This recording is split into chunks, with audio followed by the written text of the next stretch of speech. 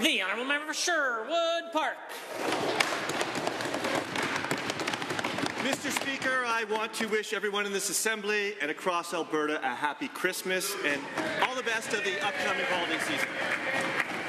In October, the Minister announced he'll build 250 housing units with modular homes in Jasper. Instead of offering unconditional support and help, the Minister told the media that he hopes to make a profit off the sale of the interim housing once the town is rebuilt. Why is the Minister trying to make a profit like Grinch off the fire that destroyed 30% of the town of Jasper instead of just helping? The Honourable Minister of Seniors, Community and Social Services. Mr. Speaker, last night I had to teach the honourable member the difference between a red stag and an elk and a wolf and a coyote and a grizzly bear and a black bear. Let me explain to him exactly what's taking place in Jasper to help him out, Mr. Speaker.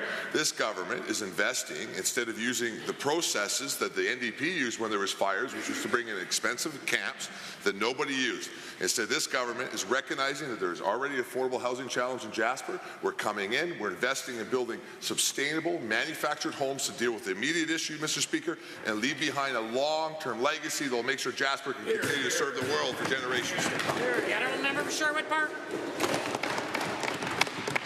Given that to sell modular homes down the road, the Minister needs Parks Canada to subdivide land in Jasper and lease it to the Government of Alberta, given that the Minister has repeatedly told media he will only provide stabilization funding to the town conditional to the lease agreements from Parks Canada, and given that the government provides stabilization funding for the fires in McMurray and Slave Lake without conditions, why is this government holding the town of Jasper hostage while they wait for the government to lease them land so they can make a profit off the Jasper fire?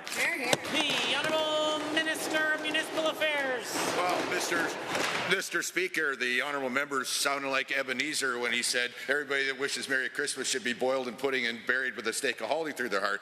We, on the other hand, are like after the three spirits. We are providing housing up front. We will sell it for the community benefit so that we can provide more benefit for the community. We're providing $2 million for funding for transit. The community knows they're going to get tax relief, Mr. Speaker. We're Scrooge after the three spirits, there before.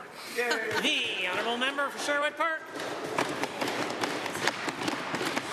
Given that the land that the province is trying to acquire is not enough to fit 250 housing units as promised, they'll be lucky if they can fit 50. And given that the town of Jasper needs 600 additional housing units on top of what was lost in the Jasper fire, and given that the UCP's ham-fisted approach to prioritizing profit over people, is the Minister truly interested in helping solve the housing shortage in Jasper and stabilizing the town revenue? Or is he only a Grinch, interested in securing land leases in Jasper so he can sell houses down the roads to his friends? The Honourable Minister of Seniors, Community and Social Services. Mr. Speaker, first of all, we are going to be able to fit the homes that we're building. We did a full assessment in partnership with Jasper, and we're going to have 250 homes up in that community, Mr. Speaker, and the first families are going to move in the first week of February, Mr. Speaker. Now, if the honourable member or his leader had bothered to show up during the fire process and actually see what is taking place on the landscape inside Jasper, Mr. Speaker, they would know what is taking place. We've come up with a great solution, supported by the town, supported by the National Park Service, Mr. Speaker, that's going to make sure people have homes right now, Mr. Speaker, unlike the NDP, who wasted hundreds of millions of dollars using encampments that did not work, Mr. Speaker, when it came to fire.